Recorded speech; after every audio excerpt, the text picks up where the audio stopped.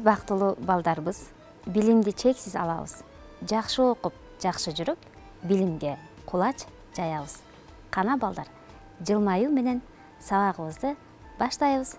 Саламатсыңарбы, менин кичинекей досторум? Кыруу кыруулап, жылкычылар чакырат. Кыруу сөзүн кайталап, айтчы эмнени чакырат. Кана, кайталап көргүлөчү. Кыруу деп эмнени чакырат балдар? Азаматсыңар, кулунду чакырабыз. Кулун эмненин баласы? Ооба, жылкынын баласы. Кана эми баарыбыз чогуу айталычы. Кулун. Жакшылап угалы. Кыруу, кулун деген сөздөрдө кайсы табышты уктуңар? Азаматсыңар, к табышын уктуңар. Демек бүгүн силер менен к табышы, к тамгасы менен таанышабыз.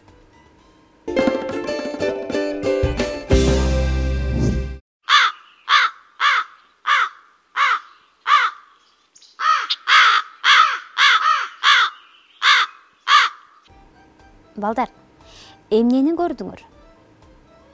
Азаматсыңар, карганы көрдүңөр. Эмнени уктуңар? Ооба, карганын үнүн уктуңар. Балдар, карга какылдайт. Кана, чогуу кайталайбыз. Карга, какылдайт. Карга, как, деп какылдады. Эми жакшылап көңүл бургулачы. Какылдайт, карга деген сөздөрдө кайсы табыш көп кездешти? Азаматсыңар, к табышы кездешти. Балдар, биз өткөнкү сабагыбызда табышты угабыз жана айтабыз дегенбиз. Ал эми тамганы көрөбүз, жазабыз, окуйбуз дегенбиз. Анда бул к табышы, ал эми бул к тамгасы. К табышы, балдар, каткалаң үнсүз табыш. Бул эмне? Бул каз. Каз деген сөздү талдап көргүлө. Кайсы табыштарды уктуңар? К, а, з. Биз каз деген сөздө 3 табышты уктук. Демек, 3 табыш, 3 тамга бар. Муунга бөлүнгөн жок. Балдар, келгиле, к табышы катышкан жаныбарларды табышмактын жардамы менен чыгарып алалы. Узун экен кулагы, узун арткы шыйрагы, абдан коркок жаныбар. Айткылачы, бул кайсы? Азаматсыңар, бул коён. Күндүз кечке укташат. Караңгыда жемуулап деген балдар, жемтаап жешет деген сөз. Кара коңуз терип жейт, кашка баштуу, каш кулак. Азаматсыңар. Эң эле жоош момун мал, эң пайдалуу сонун мал. Аяз сууга үшүбөйт, абдан жылуу тону бар. Бул кой. К табышы башында келген жаныбарларды топтоп көрөлүк. Кой, кулун, кирпи, кашкулак, карышкыр, коён. Азаматсыңар. Келгиле эми к табышы башында кездешкен канаттууларды топтоп көрөлүк. Карга, каз, кекилик, күкүк. Балдар, биз к табышы башында келген канаттууларды жана жаныбарларды топтоштурдук. Эми к табышы сөздүн ортосунда келген сөздөрдү таап көрөлүк. Бака, чака, така. Бул сөздөрдө к тыбышы сөздүн ортосунда кездешти. Балдар, эң кызыгы к тыбышы сөздүн башында да, аягында да кездешкен сөздөр көп экен. Келгиле, силерге бир нече мисал келтирип көрөйүн. Көпөлөк, калпак, кулак, калак дагы көптөгөн сөздөрдө к тыбышы сөздүн башында да, аягында да кездешет. Балдар, к тыбышы сөздүн аягында да кездешет. Келгиле. Анда к тыбышы сөздүн аягында кездешкен сөздөрдү таап көрөлүк. Мык, бак, балык, мышык. Бул сөздөрдө к тыбышы сөздүн аягына кездешти. Балдар, келгиле.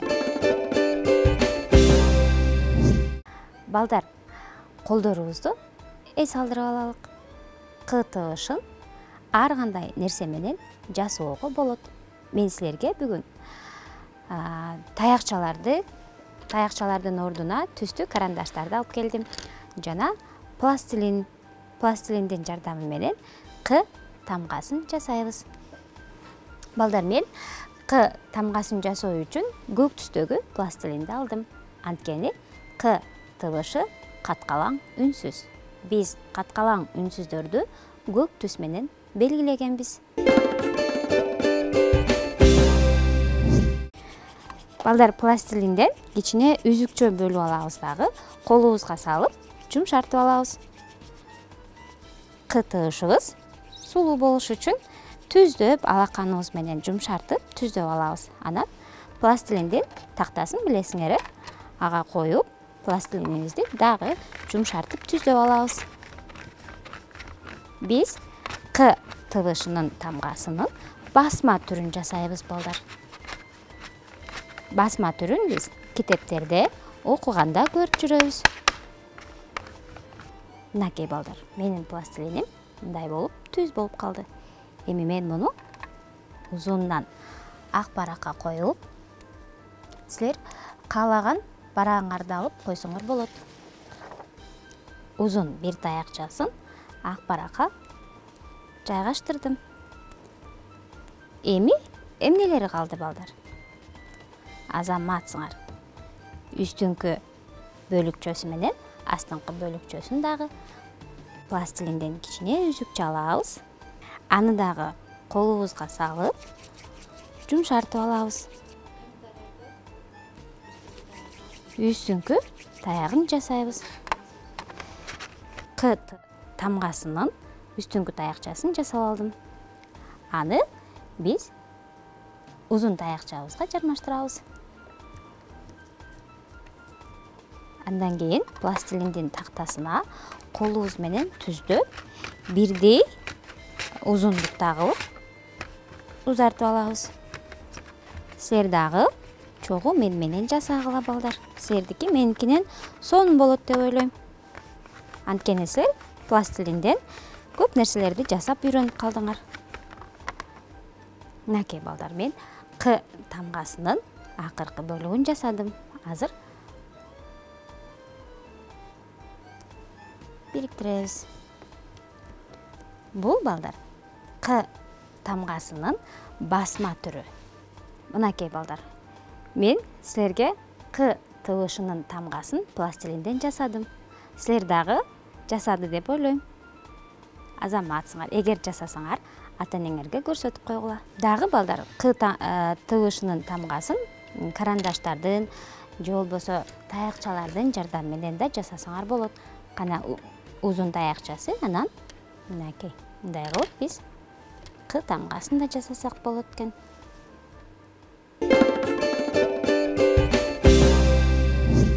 Балдар, бүгүн биз к тыбышы жана тамгасы менен тааныштык. К тыбышы сөздүн башында, ортосунда, аягында, жана башында да аягында да кездешерин билдик. К табышы каткалаң үнсүз экенин билдик.